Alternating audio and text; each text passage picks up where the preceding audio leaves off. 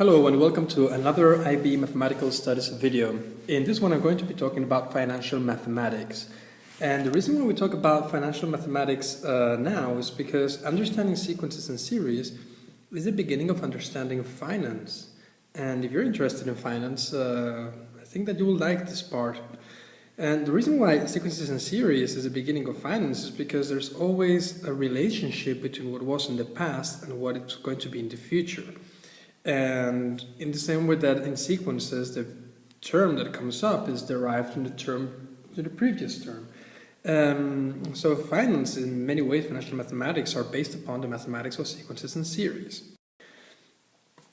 But before we do, let's get an idea of currencies and what currencies are and take a look at a few of them and mainly how to exchange, because that's going to be an important part and it's a typical easy question in the exam that you need to figure out now.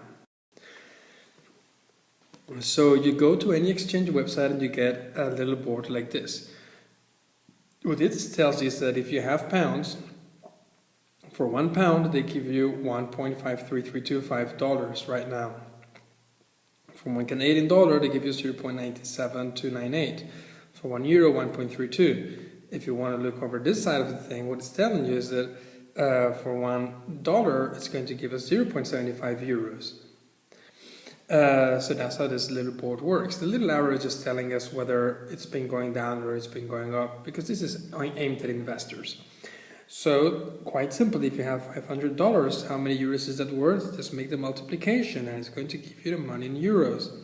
If you have euros and you want to change to Australian dollars, then you can just do the multiplication again. Just look for the right thing here and multiply. Okay, that's all we're doing. So how do banks and foreign exchange do it? Well, what they actually do is they have two ways in which they make a profit, because you're not going to exchange your money just for free unless you're a very good customer, of course. So there are two ways to do it. One is a fixed commission and the other one is they have an adapted rate. And this is probably one that you've seen very often in airports and different places. They have a we buy and we sell. Before we look into this one, let's look first at a fixed commission, okay? Suppose that this is the actual rate. You've been to the website and you've realized this is the current official euro to US dollar rate. And I want to change 1,000 euros into dollars. Well, the bank might charge me a 2% commission on the change. So they're going to be using the official rate, but they're going to charge me 2% commission. So 2% of $1,000 is going to be 20 euros. And so I'm actually just going to be changing 980 euros and they're going to give me this amount. When they have the adapted rate, what they're doing is they're offering a different rate if you are buying dollars or if you're selling dollars. That means if you are changing,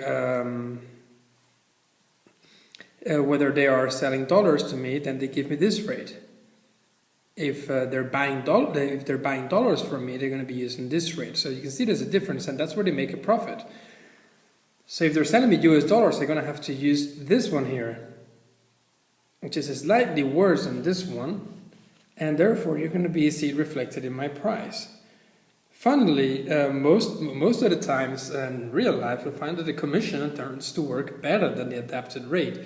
But people hate the idea of commissions. Banks have figured this out and they just avoid using the word commission and they just give you a rate. And people often fall in this little trap. So keep this in mind. It's just an evident application for real life. And of course, it's also part of the syllabus, so you might find this in your exam. And now we can talk about interests. What is an interest? Well, quite simply, when you give something to somebody, you loan something to somebody, whether it's money or just an object, is when you expect something back. You haven't been used, you lend your phone to somebody and when they give it back to you, it's nice of them if they put some credit in it, for example, or install some apps that are worth some money. And that little reward is what we call the interest. It's the gain that the lender gets. When you put money in the banks, you're actually lending money to the bank to do whatever it takes, and you expect an interest from it, especially when you use a savings account. And this interest thing, we use formulas which are based on sequences and series, especially in geometric. Mostly in geometric, although there's one that's also arithmetic. We'll be looking at it now. So use it.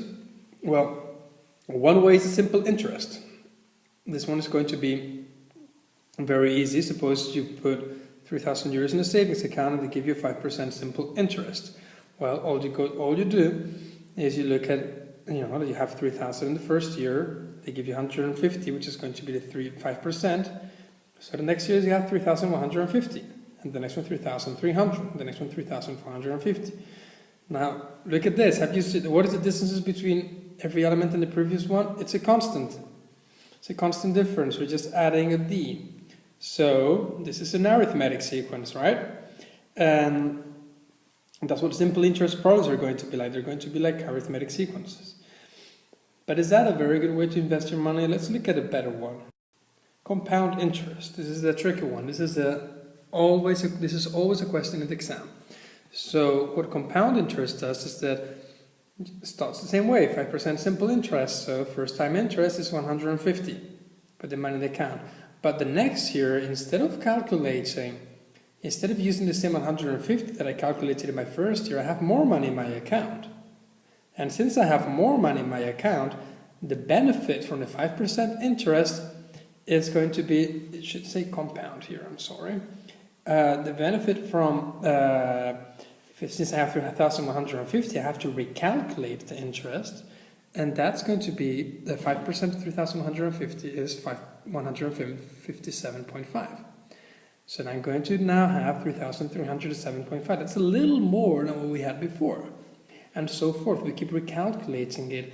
And as the years go by, it's going to be more money, quite a lot more money than with the simple interest. And this is like a geometric sequence. You can see that we have r here to the power. So compound interest at intervals is basically when, instead of compounding it at the end of the year, you have a 5% simple interest, and what you do is that you do it in little intervals. So you do 1.25% in the first 3 months, 1.25% in the second 3 months, 1.25% in the next 3 months, and the 1.25% at the end of the year. So you divide the 5% in different parts. So now we're looking at months here. We're very careful. So at different months, we're going to be making different profits. One use that this has is going to be when dealing with inflation.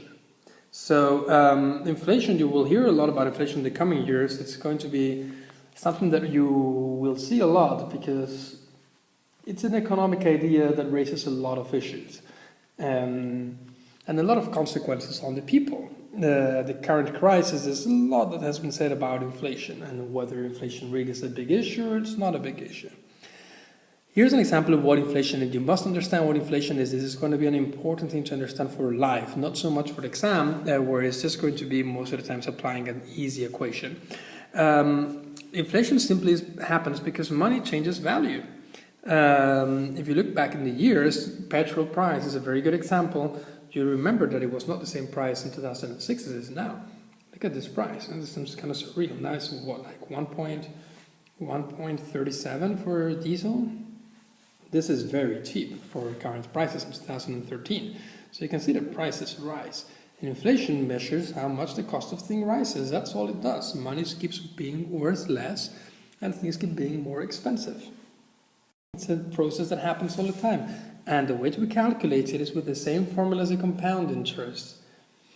You've seen this before. Here comes, we put the ratio here comes the n, and this is the present value, and this is the future value we're calculating. We just stick things in the formula. With the inflation rate of 2007, 2008, just put the future value, present value, and here is going to be n1, since from here to here there's just 1, and we're going to be able to calculate the ratio. And that's how we calculate inflation. We get 6.34%. When we put this in the calculator, be very careful because it's a very tricky one. This is a Texas instrument.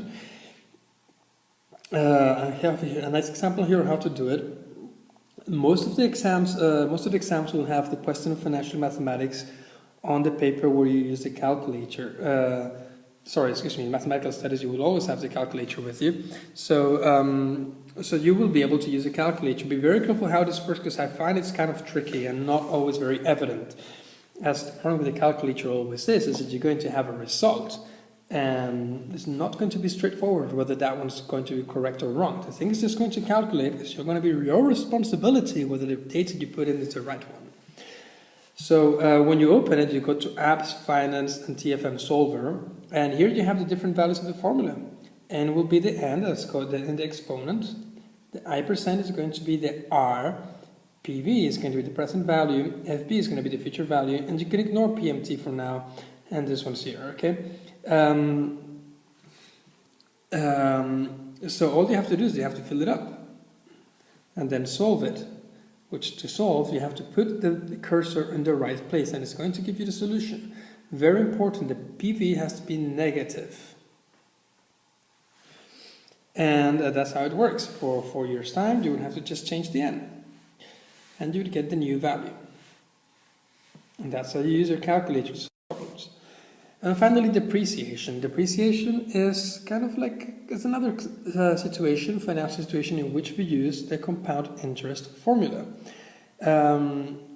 What is depreciation? If you buy a car now, well, it's going to be worth, say, 20,000 euros now, but next year it's going to be worth less, and the next year is going to be worth even less. And that's because you're using it, and also because new cars keep coming out and your car is worth less. Well, this process, you can calculate the percentage by which something depreciates every year and figure out how much it's going to be worth in the future. In this example, we have a pair of skis. They're going to depreciate by 12% every year. So we can calculate the different values they're going to have as years go by. That's all you have to know about depreciation. You use the same formula, the only difference is that you put the interest in negative. That's the only thing you have to remember to do. And that's all you need to know about financial mathematics. It's all about using that compound interest formula. Also remember, there is a simple interest formula in some currency exchange, which is very easy. But that compound interest formula in your calculator, you're going to need to learn how to do that properly. That's all. Thank you very much for watching.